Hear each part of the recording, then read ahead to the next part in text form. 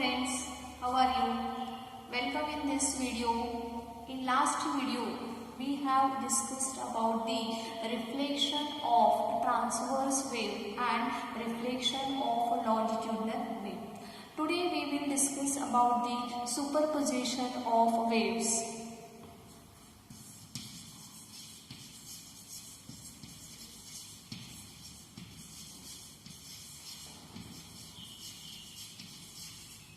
Superposition of waves. So when two waves or more than two waves, ज्या वेळेस दोन किंवा दोन पेक्षा जास्त waves, when these waves travel through a medium, अशा वेळेस ज्या वेळेस एका मीडियम मधून ट्रॅव्हल होत असतात त्यावेळेस and meet at a common point, एका कॉमन पॉइंट वरती एकत्र येतात. For example, let us consider these waves. Okay, so these waves travel through the medium, passes through a common point. एका common point मधून ह्या waves pass होत आहेत. So when two or more than two waves passes through a medium and passes through a common point, एका medium मधून जात असताना एका common point मधून ज्या वेळेस ह्या waves pass होतात त्यावेळेस each wave produces its own displacement. प्रत्येक वेव स्वतःचं इंडिव्हिज्युअल डिस्प्लेसमेंट प्रोड्यूस करत असते independent from the other waves. ह्या दुसऱ्या वेव पासून इंडिपेंडेंटली स्वतःचं डिस्प्लेसमेंट त्या प्रोड्यूस करत असतात. नाउ द रिझल्टंट डिस्प्लेसमेंट म्हणजे रिझल्टंट डिस्प्लेसमेंट आहे. This resultant displacement is the vector sum of the displacements of each individual wave. हे जे रिझल्टंट डिस्प्लेसमेंट आहे हे रिझल्टंट डिस्प्लेसमेंट एक वेक्टर सम आहे. कोणाची सम आहे तर प्रत्येक वेव्हचं जे इंडिव्हिज्युअल डिस्प्लेसमेंट आहे या प्रत्येक वेव्हच्या इंडिव्हिज्युअल डिस्प्लेसमेंटची vector sum, that means the resultant displacement. Okay, so let us revise once again. When two or more than two waves, ज्यावेळेस दोन किंवा दोन पेक्षा जास्त waves traveling through the same medium, एकाच medium मधून पास होत आहेत. When these waves passes through a common point, ज्यावेळेस ह्या waves एका common point मधून पास होत आहेत त्यावेळेस each wave produces its own displacement. प्रत्येक वेव स्वतःचं डिस्प्लेसमेंट प्रोड्यूस करत आहे independent from the other wave. दुसऱ्या वेव पासून इंडिपेंडेंटली प्रत्येक वेव स्वतःचा डिस्प्लेसमेंट प्रोड्यूस करत आहे. Now the resultant displacement is the vector sum of the displacements of the each individual wave. हे जे रिझल्टंट डिस्प्लेसमेंट आहे हे रिझल्टंट डिस्प्लेसमेंट प्रत्येक वेव्हच्या इंडिव्हिज्युअल डिस्प्लेसमेंटचं ॲडिशन आहे. So this phenomenon, this concept is called as the superposition of waves. यालाच आपण superposition of waves असं म्हणतो. आपण पुन्हा एकदा रिपीट करूया. When two or more than two waves traveling through a medium passes through a common point, each wave produces its own displacement at this point. या पॉइंटला प्रत्येक वेव स्वतः इंडिव्हिज्युअल डिस्प्लेसमेंट प्रोड्यूस करते. The resultant displacement at this point is the vector sum of the displacements of each individual wave. So this phenomenon is called as superposition of waves. आपण पुन्हा एकदा repeat करूया. When two or more than two waves traveling through a medium passes through a common point, so each wave produces its own displacement at this point. The resultant displacement is the vector sum of each displacement of each wave.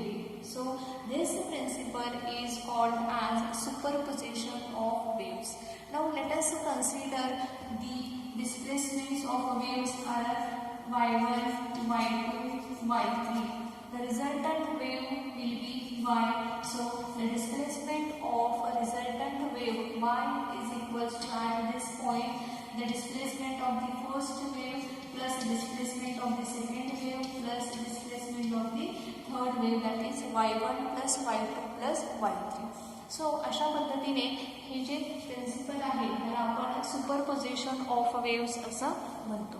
Now we have to prove this y is equals to y1 plus y2. हे आपल्याला prove करून दाखवायचं आहे. त्याच्यासाठी let us consider the two waves. आपण दोन waves consider करणार आहोत. त्यांना आपण नावं देऊयात y1 and y2. So y1 is equals to a1 sin of omega t. Right? y1 is equals to a1 sin of omega t. Now a1 is the amplitude of the first wave. a1 is the amplitude of the first wave. Now let us consider equation for the second wave, that is y2. So this y2 is equals to a2 sin of omega t plus phi.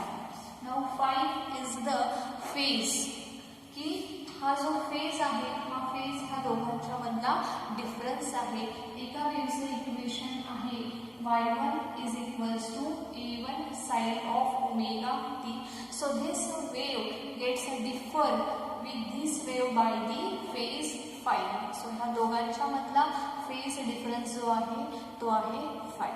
So second वेव्हचं equation आहे y2 is equals to a2 sin of omega t plus phi. Now this a2 is the amplitude of the second wave. a1 is the amplitude of the first wave. When these two waves are traveling through a medium passes through a common point, each wave produces its own displacement independent from the other wave. Now the resultant displacement is the vector sum of the displacements of each individual wave. That means the resultant displacement y is equals to y1 plus y2 at x is equals to 0. So y1 plus y2. Now ह्या इक्वेशनला आपण complete करूया. Equation number 1, equation number 2. So equation number 1 आहे y1 equals to a1 sin omega t, y2 आहे a2 sin omega t plus phi. Let us put this values of in this equation. So we will get y is equals to y1 ची value आहे a1 sin omega t plus y2 ची value आहे a2 sin of omega t plus phi. आपण equation मध्ये values put केलेले आहेत. Now हे बघा sin omega t plus phi असा एक फॉर्म्युला आहे बघा.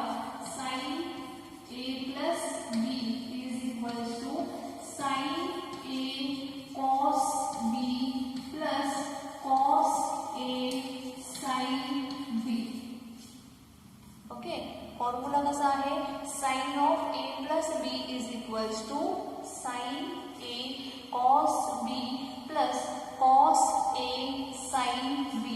सो हा जो फॉर्म्युला आहे हा फॉर्म्युला आपल्याला ह्या इक्वेशन मध्ये वापरायचा आहे. sin of a plus b is equals to sin a cos b plus cos a sin b. सो हा फॉर्म्युला आपल्याला इथे इक्वेशन मध्ये वापरायचा आहे. नाउ इथे omega t that means it is a, phi that means it is b. So आपल्याला ह्याचं एक्सपान्शन करायचं आहे.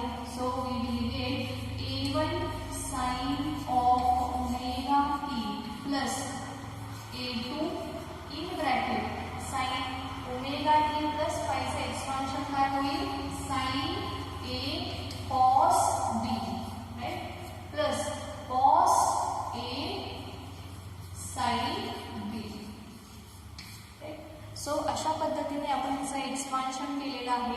सो ह्या स्टेपमध्ये आपल्याला मिळालेलं आहे y is equals to a1 sine omega T plus a2 sine omega T cos phi plus cos omega T sine phi. Now हा जो a2 आहे ह्या a2 ने आपल्याला आतमध्ये मल्टिप्लाय करायचं आहे. So we will get y is equals to a1 sine of omega T plus a2 sine of omega T into cos phi plus a2 ने इथे देखील मल्टिप्लाय करायचं आहे. So a2 cos of omega T into sine of phi. So अशा पद्धतीने आपण a2 ने कंसाच्या आतमध्ये मल्टिप्लाय केलेलं आहे. Now see this term a1 sine omega t, त्याच्यानंतर दुसरी टर्म बघा a2 sine omega T into cos of phi. So ह्या दोनही टर्म्स मध्ये बघा साइन ओमेगा टी ही जी टर्म आहे ही टर्म कॉमन दिसते. सो ह्या टर्मला आपण कॉमन बाहेर घेऊ शकतो. So y is equals to काय होईल मग साइन ओमेगा टी जर का कॉमन काढलं तर ब्रॅकेटमध्ये राहील a1 plus a2 cos of phi right into sine of omega T plus ही जी टर्म आहे ती ॲज इट इज आपण लिहिणार आहोत a2 cos omega T into sine of phi. Okay. So आता आपल्याला स्टेप्स अशी मिळालेली आहे बघा y is equals to a1 plus a2 cos of phi into sine of omega T plus a2 cos omega T into sine of phi. Now see this a1 plus a2 cos phi ही जी term आहे. So let us consider a1 plus a2 cos of phi is equals to याला आपण consider करणार आहोत a cos of theta. Give equation number 3. Okay. याला आपण consider केलेला आहे a cos of theta. So a1 plus a2 cos of phi is equals to a cos of theta right. त्याच्यानंतर हे बघा a2 sine phi. Okay. a2 sine five is equals to याला आपण consider करूया a sine of theta equation number 4 right. So a1 plus a2 cos of phi is equals to a cos theta आणि a2 is equals to sine phi. a2 into sin of phi is equals to a sin theta. So let us put these values in this equation. So equation आपल्याला मिळेल y is equals to a1 plus a2 cos phi. याच्याऐवजी आपण लिहिणार आहोत a cos of theta, right? Plus no, इथे sin omega t आहे into sin of omega t plus. Okay. Now cos omega t आपण लिहून घेऊया cos omega t into इथे बघा a2 sin phi. So a2 sin phi ची value आहे a sin theta. So ती व्हॅल्यू आपण लिहूया a sin theta. Okay. Now ह्याच्यामध्ये ऑब्झर्व करा दोन टर्म्स आता आपल्याला मिळालेले आहेत. y is equals to a cos of theta sin omega t plus cos of omega t a sin of theta. Now ह्या दोन्ही टर्म्स मध्ये जर का तुम्ही ऑब्झर्व केलं तर तुम्हाला a ही जी टर्म दिसते ती कॉमन दिसते. सो त्या टर्मला आपण बाहेर घेऊया. सो आपल्याला मिळेल y is equals to a in bracket काय मिळेल sin of omega t into cos of theta plus इथे काय मिळेल cos of omega t into हा sin of theta. सो आता आपल्याला इक्वेशन मध्ये मिळालेला आहे y is equals to a sin of omega t into cos of theta plus cos of omega t into sin of theta, right. आता जर का तुम्ही हा फॉर्म्युला ऑब्झर्व केला तर तुमच्या लक्षात येईल बघा, sine of A plus B is equals to आहे sine A cos B plus cos A sine B. जर का तोच फॉर्म्युला तुम्ही इथे अप्लाय केला तर बघा त्याचं एक्सपान्शन तुम्हाला दिसेल इथं, sine of omega T cos theta plus cos omega T into sine theta. जर का आपण हा ओमेगा टी ह्याला ए कन्सिडर केलं आणि थीटा ह्याला जर का आपण बी कन्सिडर केलं तर एक्सप्रेशन कसं होईल, sign A cos B plus cos A sine B. So जर का आपण ह्याला हा जो फॉर्म्युला आहे ह्याला जर का आपण अशा स्वरूपात लिहिलं तर y इज इक्वल्स टू आपल्याला मिळेल A sine of omega T plus theta. Okay, y is equals to a sin of omega t plus theta. Now omega t means a, theta that means it is b. So y is equals to a sin of omega t plus theta is the equation of resultant wave. Okay, resultant wave चे equation आहे.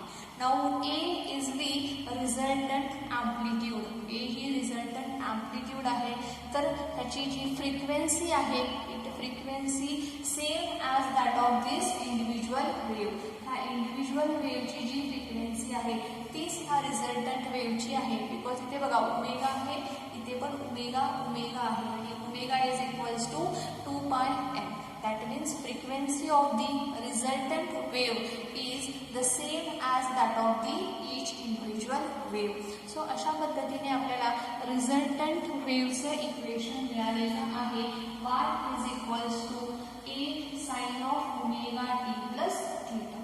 So students, let us revise this topic once again. आपण दोन waves equation घेतलेले आहेत. y1 is equals to a1 sin of omega t, ह्याला आपण equation number 1 म्हटलेलं आहे. दुसऱ्या वेव्हचं इक्वेशन आपण घेतलेलं आहे y2 is equals to a2 sin of omega t plus 5. Now 5 हा जो फेज डिफरन्स आहे हा दोन वेव्ह मधला फेज डिफरन्स आहे. पहिल्या वेव्हचे अँप्लिट्यूड आहे a1, दुसऱ्या वेव्हचे अँप्लिट्यूड आहे a2. Now when these two waves traveling through a medium, ज्यावेळेस ह्या दोनही वेव्स एका मीडियम मधून ट्रॅव्हल होत आहेत, when these two waves passes through a common point आणि एका कॉमन पॉइंट मधून ह्या वेव्स पास होतील त्यावेळेस their resultant displacement is the vector sum of the displacement of the each individual wave. So त्यांचा resultant displacement असेल y. So y is equals to y1 plus y2.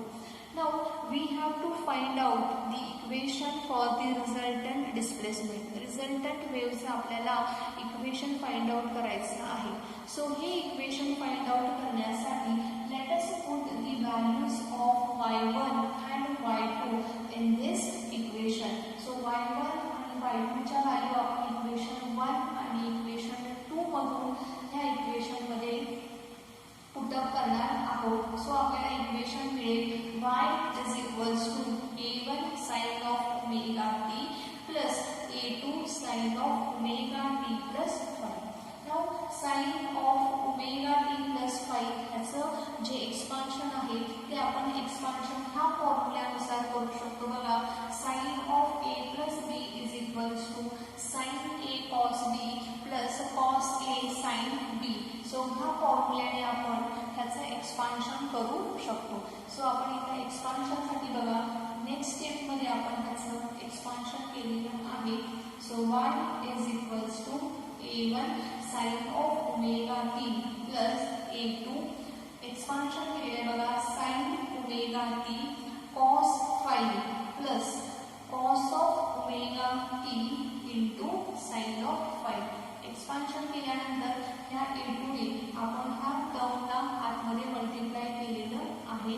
So next स्टेपला आपल्याला मिळेल बघा y is equals to a1 sin of omega t plus a2 sin omega t into cos 5 plus a2 cos omega t into sin 5.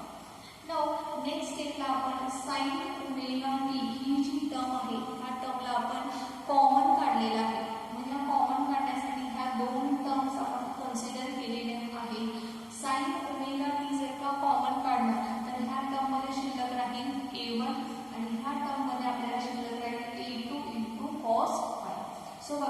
A1 plus A2 cos of phi in ब्रॅकेटच्या बाहेर आपल्याला मिळेल sine of omega T. Now sine of omega T हा common आहे त्यामुळे तो बाहेर काढलेला आहे, प्लस ही जी टर्म आहे सेकंड टर्म आपण ॲज इट इज इथं लिहिलेली आहे A2 cos of omega T sine of five.